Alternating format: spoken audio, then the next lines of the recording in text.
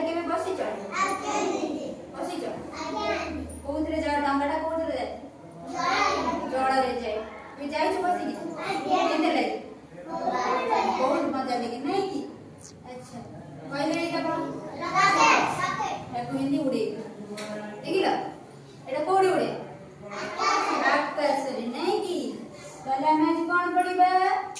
ଯାନବାହନ ବିଷୟରେ। କଣ ପଢିବା? ଯାନବାହନ ବିଷୟରେ ହେଲା। ଏଇଟା କଣ କୁହ ମତେ ଦେଖିକିନା? ଏଇଟା କଣ? ଏଇଟା କଣ? ଏରୋପ୍ଲେନ। ଏରୋପ୍ଲେନଟା କୋଉଠି ଉଡେ? ଆକାଶରେ ନାଇଁ କି? ଏଇଟା କଣ? ଏଇଟା କୋଉଠି ଉଡେ? ଆକାଶରେ ନାଇଁ କି? ଏଇଟା କଣ? ସାଇକେଲ ନାଇଁ କି? ଆଉ କଣ କୁହନ୍ତି? ଦୁଇ ଚକିଆ କୁହନ୍ତି କି ନାଇଁ? ନାଇଁ ଏଇଟା କଣ? ଏଇଟା କୋଉଠି ଉଡେ? ଆକାଶରେ। ଏଇଟା କଣ? ବାଇକ୍ ନାଇଁ କି? ଏଇଟା କଣ?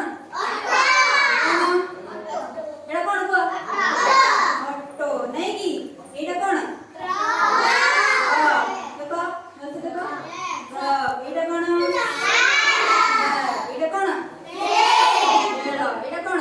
ବସ୍। ବସଟା କୋଉଠି ଚାଲେ? ରାସ୍ତାରେ ଚାଲେ। ଏଇଟା କୋଉଠି ଚାଲେ? ରାସ୍ତାରେ। ଏଇଟା କୋଉଠି ଚାଲେ? ରାସ୍ତାରେ। ଏଇଟା କୋଉଠି ଚାଲେ? ରାସ୍ତାରେ ନାଇଁ କି? ଏଇଟା କୋଉଠି ଚାଲେ? ରେଳ ଲାଇନରେ ନାଇଁ କି? ଏଇଟା କୋଉଠି ଚାଲେ? ରାସ୍ତାରେ ନାଇଁ କି? ଆଚ୍ଛା ଆମେ ଚାଲିଲେ କୋଉଟା ରାସ୍ତାରେ ଚାଲେ, କୋଉଟା ଆକାଶରେ ଚାଲେ, ଆଉ କୋଉଟା କଣ ଜଳରେ ଚାଲେ। ଜାଣିପାରୁଛ ନା ନାଇଁ? ଆଚ୍ଛା ଆଚ୍ଛା କହିଲ ଯୋଉଠି ବହୁତ ସାରା ଲୋକ ଏକାଠି ଯାତ୍ରା କରନ୍ତି, ଯାଆନ୍ତି ଗାଡ଼ିରେ ବସିକିନା?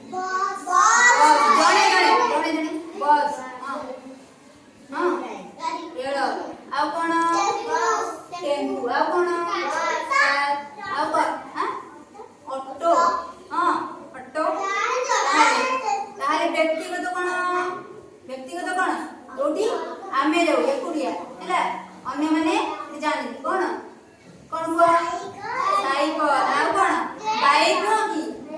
ବାଇକ୍। ଆଉ କଣ? ଆଉ କଣ? ସାଇକେଲ ନାଇଁ କି?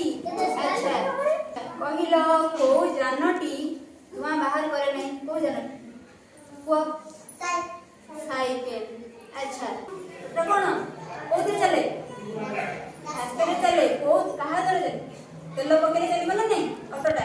ଅଟୋରୁ କଣ ବାହାରେ କହିଲ? ଧୂଆଁ ବାହାରେ ନା ନାଇଁ? ବହୁତ ସାରା ନାଇଁ କି? ଆଚ୍ଛା ଏଇଟା କୋଉଥିରେ ଚାଲେ?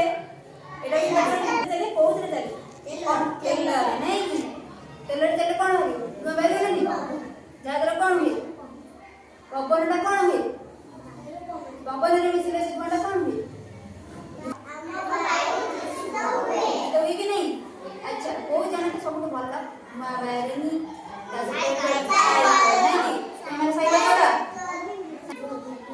ଯାଅ ସମସ୍ତେ ସାଇକେଲ ଚଲେଇକି କେତେ ଲାଗେ?